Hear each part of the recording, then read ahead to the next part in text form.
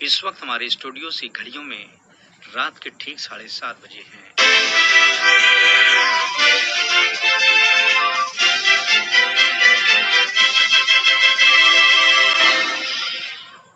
یہ ریڈیو قطر ہے۔ اب آپ نثار احمد انصاری سے خبریں سنیے۔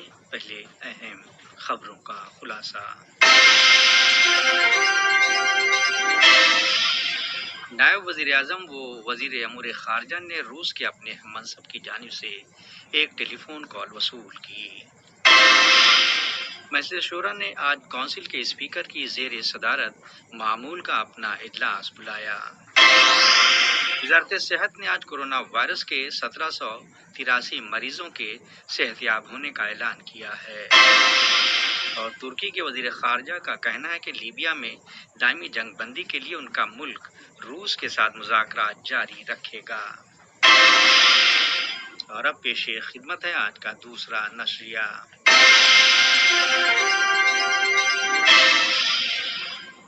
بسم اللہ الرحمن الرحیم۔ نائب وزیر اعظم و وزیر امور خارجہ شیخ محمد بن عبد الرحمن آل ثانی نے روس کے اپنے ہم منصب سرگی لاروف کی جانب سے ایک ٹیلی فون کال وصول کی۔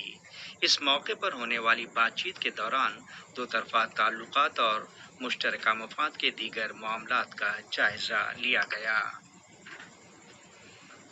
مجلس شورا نے آج سوشل ڈسٹینسنگ سسٹم کے ذریعے کونسل کے اسپیکر احمد بن عبداللہ بن زید ال محمود کی زیر صدارت اپنا معمول کا اجلاس بلایا، جس کے آغاز میں انہوں نے صاحب سمو امیر شیخ تمیم بن حمد آل ثانی کی طرف سے دنیا کے 20 سے زائد ملکوں کے لیے طبی امداد مہیا کرانے کی نوبل ہدایات اور ویکسین ڈیولپ کرنے اور عالمی اتحاد برائے حفاظتی ٹیکہ تیار کرنے والے اداروں کے لیے قطر کی طرف سے مالی امداد کے لیے شکریہ ادا کیا۔ مجلس کے اسپیکر نے حکومت کی طرف سے کووڈ-19 سے لڑنے اور کرائسس مینجمنٹ کی سپریم کمیٹی کے اقدام سمیت تمام وزارتوں اور ملک کی ایجنسیوں بطور خاص وزارت صحت کی طرف سے کی جانے والی کوششوں کو بھی سراہا۔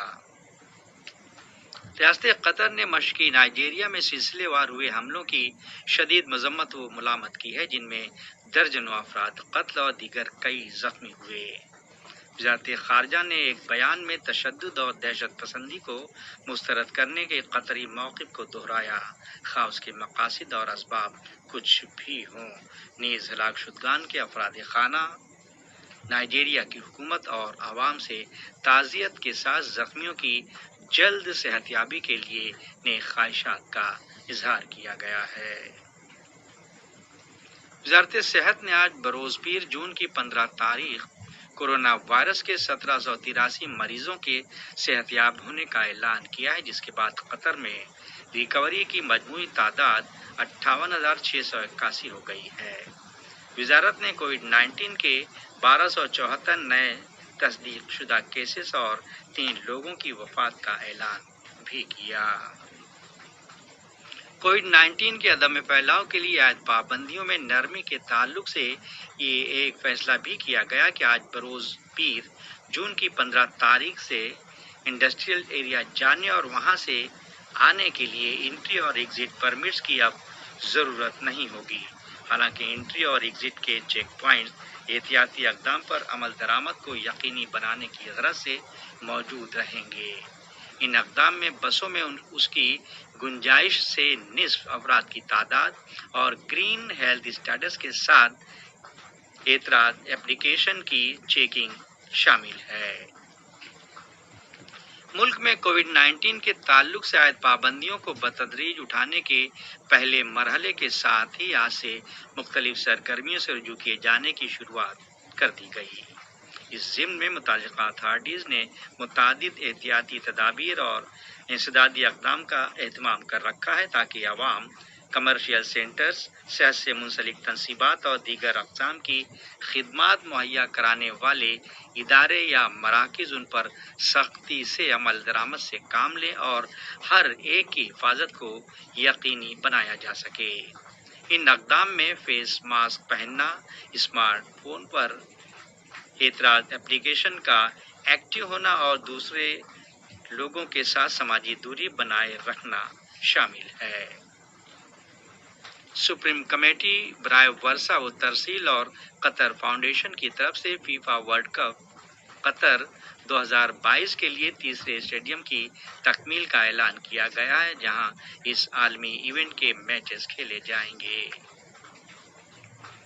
ترکی کے وزیر خارجہ میولوٹ کاوسوگلو کا کہنا ہے کہ لیبیا کے فریقوں کے درمیان گزشتہ روز مذاکرات ملتوی ہو جانے کے باوجود ان کا ملک لیبیا میں دائمی جنگ بندی کے لیے روس کے ساتھ مذاکرات جاری رکھے گا۔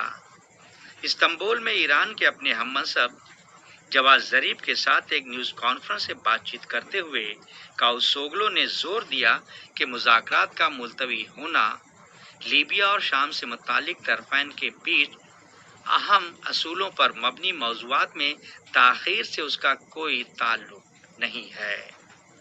تازہ رپورٹ کے مطابق ایک ترک ذریعے نے بیان دیا ہے کہ ترکی اور لیبیا کی حکومتیں شمالی افریقی ملک میں 2 فوجی ٹھکانوں کو ترکی کے ممکنہ استعمال پر تبادلہ خیال کر رہی ہیں۔ کورونا وائرس کی وبا سے دنیا بھر میں 7.91 ملین سے زائد افراد کے انفیکٹڈ ہونے کی رپورٹ ملی ہے، جبکہ 4,32,038 افراد اب تک اس مرض کا شکار ہو کر وفات پا چکے ہیں۔ یہ خبریں ریڈیو قطر سے نشر کی جا رہی ہیں۔ چین کی ایک فوڈ منڈی میں کورونا وائرس کے نئے کیسز سے جڑی خبر کے بعد بیجنگ میں 10 سے زائد جگہوں کو سیل کر دیا گیا۔ اس رپورٹ کے بعد انفیکشن کی ایک تازہ لہر کا خدشہ بڑھ گیا ہے۔ ادھر برازیل میں کورونا وائرس کی وبا کے کنفرم معاملات کے بعد ملک میں کورونا مریضوں کی تعداد 8,67,624 ہو گئی ہے۔ ملک کی وزارت صحت کی رپورٹ کے مطابق پچھلے 24 گھنٹوں کے دوران 17,110 نئے کیسز ریکارڈ کیے گئے ہیں۔ برطانیہ میں لاک ڈاؤن میں 4 جولائی سے نرمی کے اگلے مرحلے سے قبل 2 میٹر سماجی فاصلے کے تعلق سے جائزہ لیا جا رہا ہے۔ وزیر اعظم بورس جانسن کا کہنا ہے کہ دوسرے مرحلے میں ریسٹورنٹس اور سیلونز کھولے جائیں گے۔ اسپین نے 21 جون سے یورپ کے اوپن بارڈر شینگن ایریا کے وزٹرز کے لیے اپنی سرحدیں کھول دینے کا اشارہ دیا ہے۔ یاد رہے اس سے قبل کے اعلامیے سے 10 ایام پہلے ہی سرحدیں کھولنے کا یہ فیصلہ کیا گیا ہے۔ ترکی کی وزارت دفاع کا کہنا ہے کہ ترک جیٹ طیاروں نے آج سرحد پار فضائی حملے کیے، جن میں شمالی عراق میں ترک نژاد کرد باغیوں کو نشانہ بنایا گیا۔ واضح ہے ترکی کی جانب سے غیر قانونی یا ممنوعہ کردستان ورکرز پارٹی کے خلاف اکثر و بیشتر حملے کیے جاتے ہیں، جس کے شمالی عراق میں اڈے موجود ہیں۔ ہانگ کانگ میں آج جمہوریت نواز 15 کارکنوں کے عدالتی کارروائی سے رجوع کیا گیا، جنہیں حال ہی میں حکومت مخالف تحریک کے نمایاں ممبران پر پولیس کریک ڈاؤن کے دوران گرفتار کیا گیا تھا۔ اور حکومت افغانستان اور طالبان گروپ کے درمیان اتفاق ہو گیا ہے کہ ان کے بیچ امن مذاکرات کا پہلا اجلاس دوحہ میں منعقد ہوگا۔ رپورٹ کے مطابق ابھی تک اجلاس کے لیے کسی تاریخ کا تعین نہیں ہوا ہے، مگر توقع ہے کہ طرفین کے مابین حکومت افغانستان کے ذریعے 5,000 طالبان قیدیوں کی رہائی سے متعلق اختلافات دور ہو جانے کے بعد کسی تاریخ کا اعلان ممکن ہوگا، اور قیاس ہے کہ اگلے ہفتے کے آخر تک یہ مسئلہ سلجھا لیا جائے گا۔